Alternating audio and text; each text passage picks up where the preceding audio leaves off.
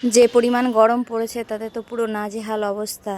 কি আর করার, রান্না বান্না তো করতেই হবে, পেট তো আর মানবে না, খেতে তো অবশ্যই হবে, কিচ্ছু করার নেই। তার জন্য দুপুরবেলায় রান্না করতে চলে এসেছিলাম। সো হ্যালো এভরিওয়ান, তোমরা সকলে কেমন আছো? আশা করি সকলে ভালো আছো।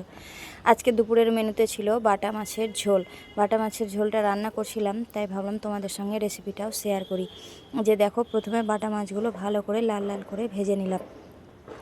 আর আমার বরমশাই তো আলু বেগুন দিয়ে ঝোল খেতে বেশি ভালোবাসে, তাই ভেবেছিলাম আজকে আলু বেগুন দিয়ে করব। আর আমি তো বেগুন একদমই পছন্দ করি না, তাই আমার জন্য দুটো পটল দিয়েছিলাম।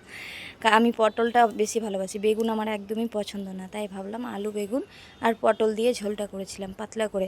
কারণ এই গরমে একদমই ঘন করে ঝোল খাওয়া যাচ্ছে না, তাই ভাবলাম পাতলা করে ঝোল করি, খেতেও ভালো লাগবে। এই যে দেখো, তোমাদের সঙ্গে কথা বলতে বলতে আমার প্রায় অর্ধেক রান্না কমপ্লিট। প্রথমে একটু আলু বেগুনগুলো ভেজে তুলে রেখেছিলাম, আর আলুটা ভেজে আর এদিকে মশলাটাও কষিয়ে নিলাম। মশলা কষিয়ে নেওয়ার পর ঝোলে মাছগুলো দিয়ে দিয়েছিলাম। ব্যাস একটু ফুটে উঠলেই ব্যাস আমার ঝোলটা প্রায় হয়েই যাবে। আর এই যে দেখো, আমার ঝোলটাও প্রায় হয়ে গেল। আজকের ভিডিও এইটুকুই, টাটা।